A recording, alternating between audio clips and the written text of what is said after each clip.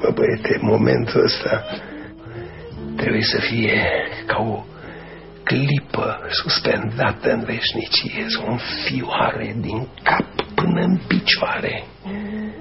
În sfârșit, te ridici ușor, privind-o mereu, și îi dai drumul la mână așa, dar cu oarecare greutate, să înțeleagă că ai vrea să o păstrezi pentru tine și pentru totdeauna. Ce vă spuneam eu? Mimi pentru totdeauna. Termină, mă, odată cu Mimi asta, mă! Termină! Tot timpul nu aud decât toată viața, mereu, pentru totdeauna.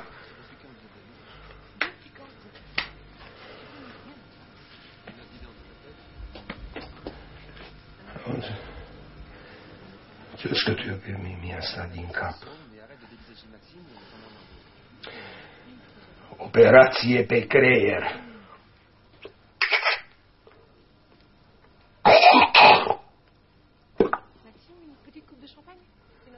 Pregătește-te. Ia-uzi. Ia-uzi, pașii.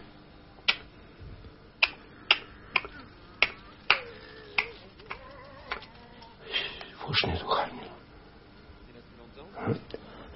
Purta o rochie roșie. Da. O rochie roșie, ca un halat umplut cu sânge. Ha? Ce tremur? Ce tremur? Ia uite, vine. E aici. Hai. Ia uite, poftiți. Poftiți, scumpă și adorată doamnă. Da. E aici. Poftiți, poftiți, scumpă și adorată doamnă, poftiți, vă rog să veniți, afară-i vopsit garduri, dar înăuntru-i leopardul. Stați, poftiți, vă rog, priviți, acesta este locul unde suferim împreună cu Ionel, băiat excepțional. Pe cine căutați? Cum? Pe cine căutați cu privirea? Pe noi? Pe mine? Cui vreți să-i arătați această rochie, hemoragie de bucurie a vederii?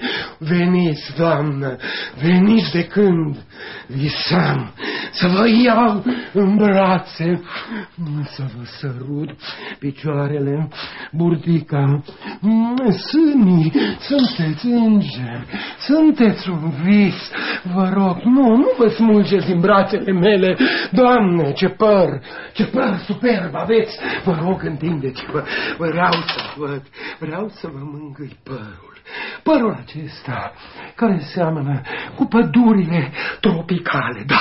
Da, sunt dement!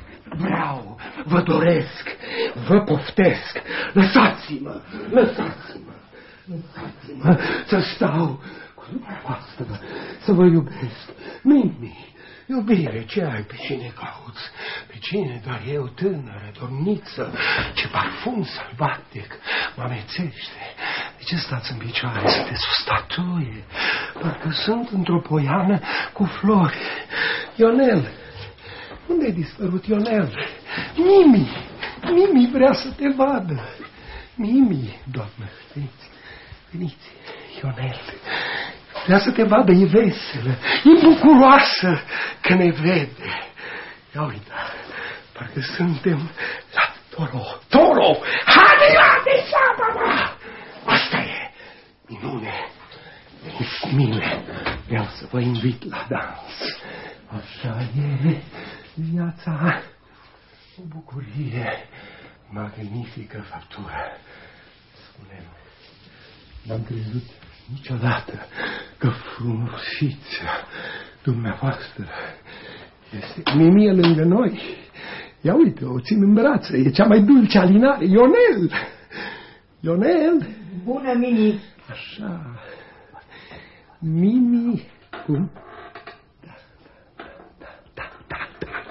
Mimi te întreabă cum te simți. Nu prea bine.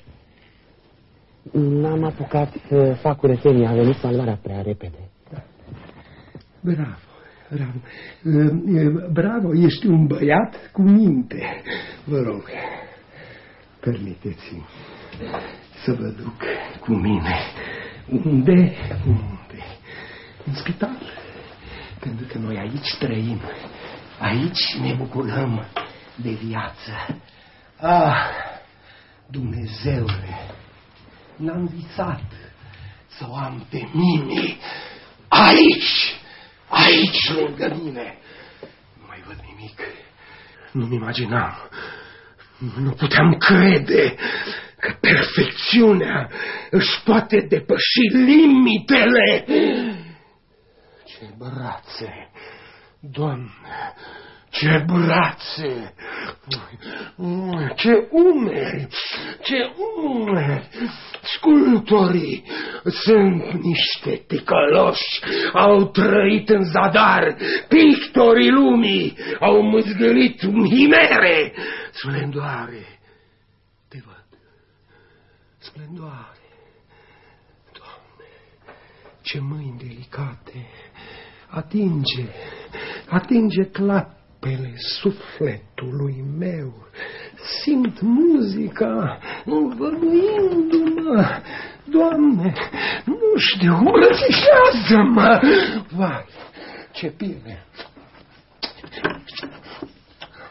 capitelată, ce buze fierbinți, sinfonia tăcerii. Extraordinar să am asemenea revelație. Taceți, iubito, taci. Muzica șoaptelor peste noaptea înstelată. Doamne, ce pot să mai fac? Taci, nu, să nu pleci. Suntem prizonieri amorului. Doamne, dar ce picioare ai, dăltuite, mai presus de perfecțiune, și eu nu știam? Cum să nu știu așa ceva? Am trăit în întuneric, în necunoașterea minunată.